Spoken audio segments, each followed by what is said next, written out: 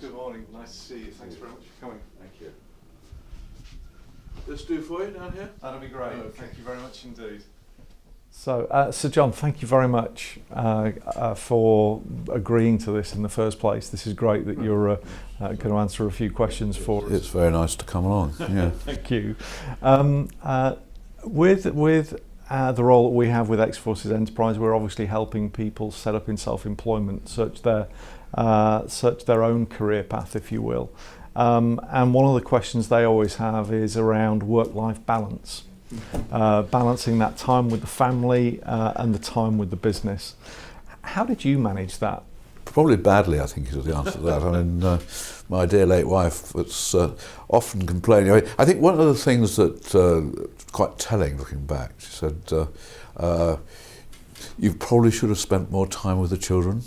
And I think actually children are great in creating the work-life balance, because although she complained about that, I did spend a lot of time with the children, and now it's a question of grandchildren. So I think that's probably one of the best tips is spend time with the family.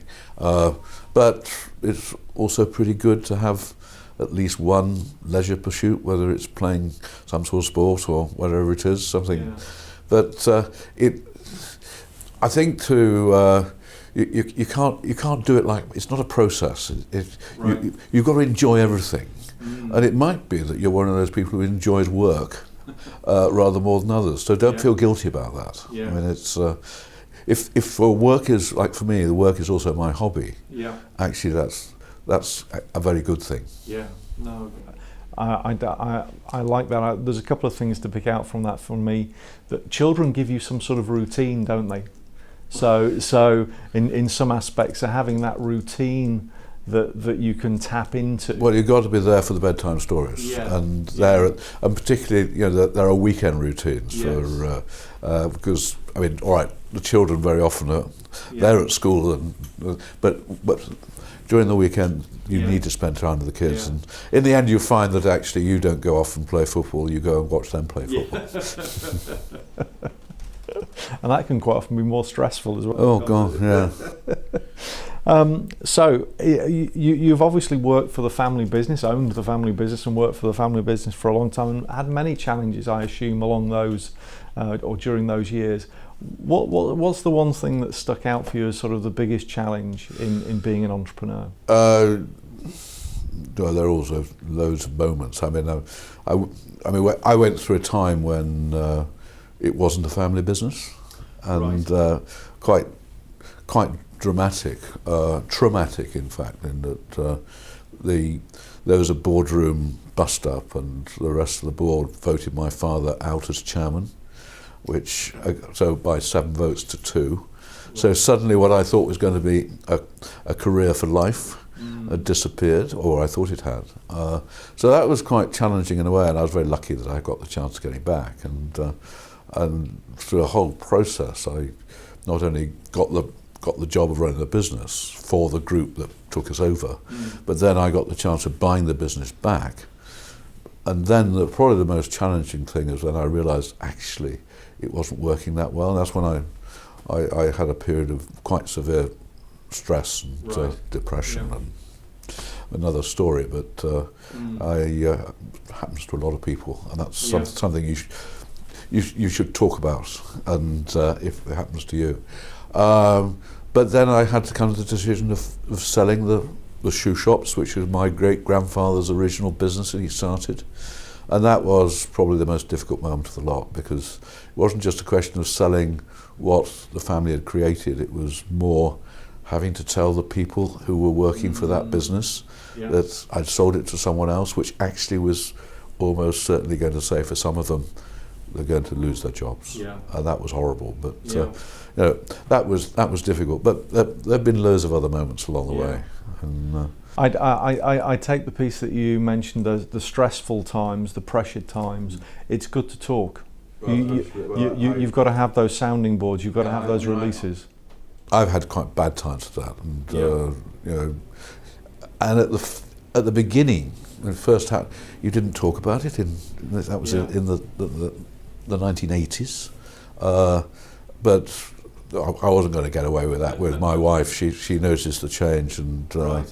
but now I'm very open about it. In fact, at our leadership course, I play a film in which my late wife reveals during a television program that I had this stress, and so I play that so people know about it, and that works quite well, and it does get people to come and say, "Do you know that's happened to me?" And so we'll go to the doctor, because eventually the great thing about it is it does disappear. Yeah. Yeah, good. No, thank you.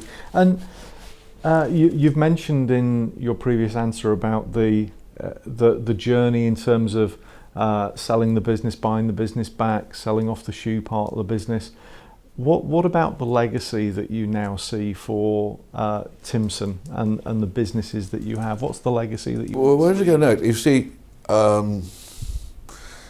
if you look long into the future, very difficult to imagine what the business is going to be like, because I mean, it's changing all the time. I mean, the world around you is changing. Businesses have to change to adapt, and running a business is nothing like what most people think. It's all about a lot of luck and light bulb moments. And I mean, the skill is to have the ability to see how you can take advantage of the luck. And so you don't quite know what's going to happen next. But one thing I do reckon, looking into the future, that won't change, which is the way we run the business. And if we've got a legacy, it's in terms of its culture, and the fact that we put our people right at the centre of it, and we give our people the freedom to do their job the way they know best, which is what I call upside down management. And that our bosses aren't allowed to issue orders. They're there to help the people in their team to become the very best they can be. And that won't change, because that's the secret that's really created our success. Great. And you mentioned to me previously that you interview for personality. So I suppose it's that personality then that needs to shine through in the culture that you're creating. Well, you can't run a business the way we do, giving people the freedom to do their job the way they want, if you haven't got the right people in the first place. And I don't need... I mean, when we started to run the business the way we do now, we were at that time recruiting shoe repairers and key cutters and people who could repair watches. And it was the wrong thing to do, because, I mean, you can teach people with personality how to cut keys, but if you have a very grumpy cobbler, you can't change his personality. And so we just are looking for people who are positive, who are... I mean, one of the most important things you've got to do in your running a business is to look after your people and make sure they've got a great workplace. And the vital thing about a great workplace is to make sure they're working alongside people who love the business as much as they do. And that's why, actually, it's not just a question of recruiting for personality. The second most important job our management team does is to say goodbye to the people who don't fit in. Right. If you've got someone who's getting in the way and making life for their colleagues miserable, then no warning letters or performance management programs are going to help. The only thing to do is to very nicely, generously, but quickly explain that their best is never going to be good enough for the business, and they should find their happiness elsewhere. Oh, interesting. If you could do anything differently, looking back on your years in business, what would that be? I mean, I would, very simply, pretty obviously going back, I would have sold the shoe shops earlier than I did, because it would have been a lot easier process, but I don't think I had the courage, would have had the courage to do that. It was too emotional to do it. Certainly, I think we all make this mistake many times. We think someone will actually get better when they won't. I should have ended the working relationship with some people earlier than we did. I think that's probably the biggest mistake. And yeah, I mean, I think there have been times when we tried to do things we weren't good at. I mean, when we stepped out of our comfort zone and we thought we bought a house nameplate business, which is a manufacturing business, and we weren't really equipped to that. We even got involved in an events business that put on put on conferences. Right. Nothing to do with us. Right. So I mean, Yeah. stick to the knitting, stick to what you know best, Right. and quite understand how you make money, Yeah. why you make money, and make sure you are using your skills, and don't think just because you're good at one business you can run another business, because you can't. Right. There's all sorts of little wrinkles you discover about your own business that others have discovered about theirs that you'll never get to without making too many mistakes. Yeah. Now, social business is very important to you, isn't it? And Timpson has now got a lot of public recognition for the recruitment policy and your engagement with ex-offenders, for example. Why is that so important to you? Well, it's just part of what we do. I mean, it's not something that we think, we're not trying to tick a corporate social responsibility box. We just do things we want to do, what we're in. And I actually, we support things we can get involved in.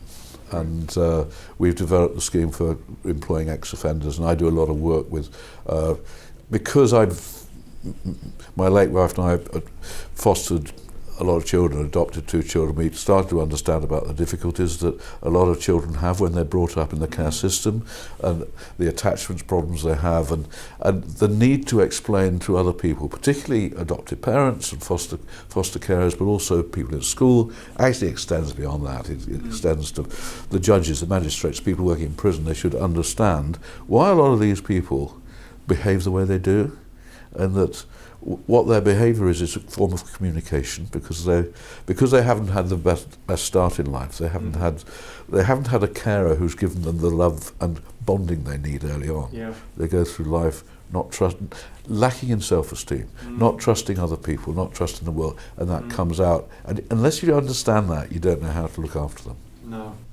And I suppose some of those traits as well you can relate to the military community in terms of the background of some of the recruits that go into some aspects of the military, and then also when they're coming out. Yeah, well, I was, you might not look it, but I was too young to go into national service. I missed by about 2 years. But as I understand it, I mean, you are part of a very close family. Yeah. When you're in the forces, and actually, when you come out, it can change. It's quite difficult to cope with the sense of loss that you haven't got the very people who are close to you, and it's a bit the same. It's not the same as what we have involved with looked after children, but there's a bit of the same, which is probably why a lot of people leaving the forces find it very challenging to adapt, almost in the wrong time of life, to something completely new. Yeah. I mean, it used to be when we ran retirement courses, and for people approaching 65, that doesn't sort of happen nowadays. People change it, but I can totally understand that people leaving the forces sometimes have particular challenges that where they need help. Yeah. Yeah. I noticed that you've been listed as one of the top 10 businesses in the Sunday Times 100 business companies to work for.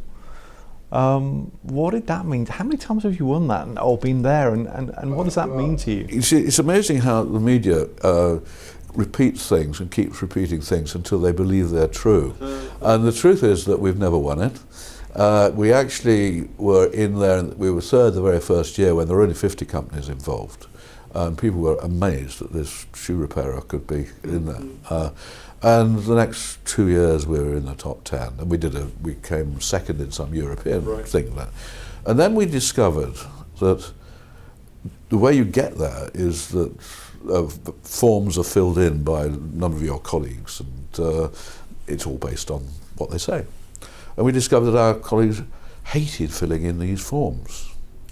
So it seemed to me a bit sort of perverse to expect them to do something they didn't like,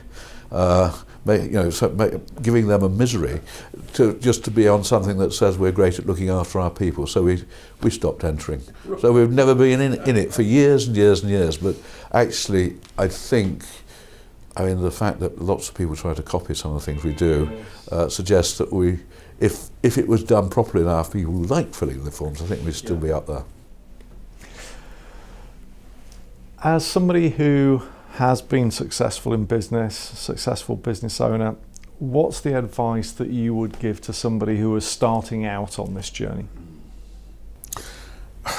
I've asked that a few times, and it all depends on the individual, of course. I mean, I can't imagine what anyone else is quite like, but it seems to me that if you're wanting to start off a business, make sure it's something you really want to do before you. I mean, the order is, have a hobby, have something you're good at, something that seems to work that other people want to pay money for first, and then make it into a business. Don't say, I want to have a business, and then look around for what you want to do. Right. So that seems like number one. So you're already doing something that you're passionate about. And then a couple of things. You will come to the stage where you need to employ someone else because you can't do it all on your own. Mm-hmm. That's very critical, that you pick the right person. And you might not get it right. If you've got it wrong, change them. Right. Have the courage to recognise you're working, that you are actually spending your time working for them and making up for their deficiencies. Get rid of them and start again. So pick the right person. And the third advice I'd have is keep looking at your bank account. Make sure that you are in control of the cash, because once you've lost the control of the cash, you've lost control of your business. Sir John, thank you very much indeed for your time. I think on that note, we can end it here. Keep control of that cash. Thank you very much indeed.